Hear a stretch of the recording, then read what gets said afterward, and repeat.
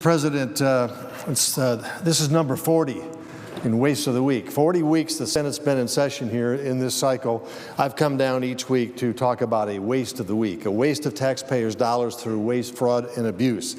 This week, I'm going to raise yet another federal program which has, at best, a questionable track record.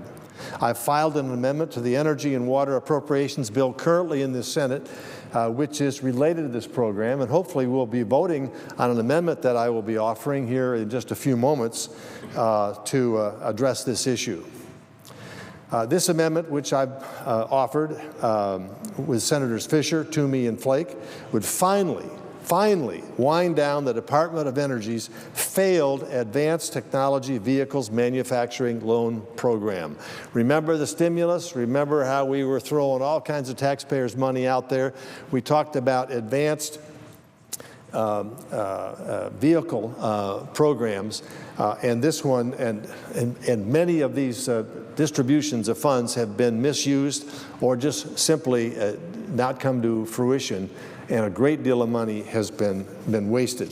The ATVM, as it's called, loan program continues to sit on billions of dollars of unused funds that could be put to better use. Now, I'm glad there's some unused funds there because it means that when we look at the history of this program, perhaps we'll have an opportunity to better use those unused funds or to help return it back to the Treasury so that the taxpayer isn't on the lam for this kind of thing going forward.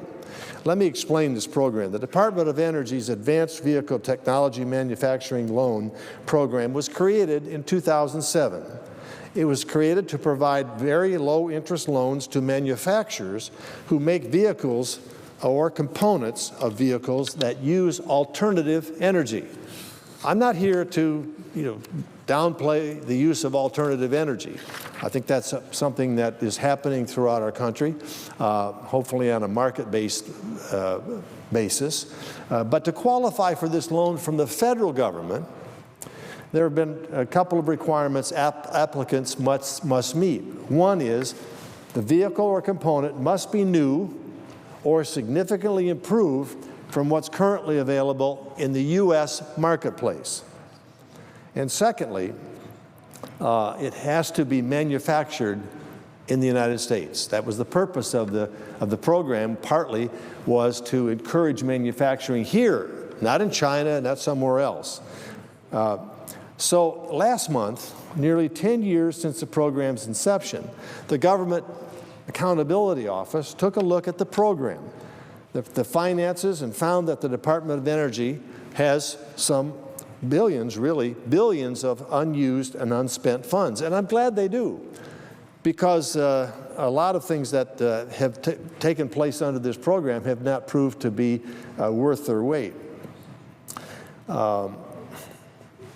I've spoken before on highlights on a number of programs, but in 2011, under this fund, the Alternative Vehicle Fund, the Obama administration approved a $730 million loan to a company called Severstal Steel Company, a Russian-owned company with operations in Michigan. Now remember, I just said, to qualify for this loan, the alternative fuel vehicle or vehicle part needs to be manufactured in the United States, and here's the key, it must be a new product. Now, technically, Severstal was manufacturing in the United States, but the Obama administration certainly walked the line in this case. The U.S. government was providing American taxpayer dollars to a Russian company owned by one of Russia's richest oligarchs, Alexei Mordaskov. The New York Times has reported that Mr. Mordaskov has ties to the Kremlin and to Russian President Vladimir Putin. Apparently, this Russian looked at this program and said, hey, here's a way I can get a low-cost, low-interest loan. All I got to do is operate this plant. The government will loan me $750 million, and I will produce a new part of component of steel that is used in automobile manufacturing. Well, after working with the Department of Energy's Inspector General, Senator Toomey and I learned that the type of steel made by this Russian company was identical to the steel already being produced in my home state of Indiana and Senator Toomey's home state in Pennsylvania. Obviously, that violated one of the basic criteria in that it's got to be an alternative that is brand new and not something that is already being produced here in Indiana. Fortunately, with the help of the Inspector General, we were able to ensure that the Obama administration voided the loan. So to their credit, when we brought it to their attention, they said, okay, got a Russian oligarch, we're giving money, that doesn't sound very good. We're giving money to this billionaire, multi-billionaire in Russia with close ties to Vladimir Putin. And secondly, we now have learned that what they're producing is already produced in the United States, in my state of Indiana and in Senator Toomey's state of Pennsylvania. And thus, fortunately, the administration canceled this loan. But this example calls into question the integrity of this program.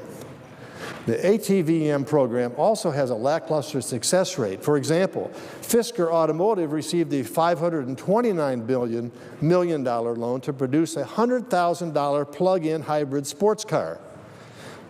You won't see any of these on the road because the company went bankrupt after drawing down $193 million of taxpayer funds. Another loan recipient, called VPG, planned to sell natural gas-powered vans. It went bankrupt after receiving a $50 million government loan. Of the 5 projects funded by this program to date, 2 of them have gone bankrupt. These examples, I think, demonstrates what happens when the government tries to pick winner and losers instead of letting the free market determine how we're going to go forward. So the Coates, Fisher, Flake, Toomey amendment that will be offered here would do just that. It would wind down this program, and it would make much better use of the unspent funds for this program. Now, I want to be clear. This amendment prohibits DOE from reviewing any new loan applications after the bill's enactment. There are currently some pending applications. We do not address those pending applications. I hope serious evaluation will be made relative to whether they qualify or not under the criteria that is laid out, and we won't end up with any more Severstalls. So those who argue that this shuts down an alternative program, that is not valid. Anything that is now being currently evaluated up through 2020, the end of 2020, next 5 years, will be allowed to go forward and be evaluated under the program. So the amendment doesn't take that away. CBO has scored this amendment as saving at least $300 million over the next 10 years. I've been down here every week talking about a waste of the week. I've just identified another waste of taxpayer dollars. We're not counting that, but we're counting what we can save if this amendment is adopted. And it's $300 million, and I think that that's a significant amount, raising our waste, fraud, and abuse level to $162 billion and change. I encourage my colleagues to work with us together so that we can offer this amendment. Remember, it does not affect anybody who has a proposal before the Department of Energy under this loan program. If that is underway, it can be evaluated, hopefully successfully evaluated, and bad stuff that doesn't qualify by the criteria is not accepted as it was earlier. And I think we've learned the lesson on all of that.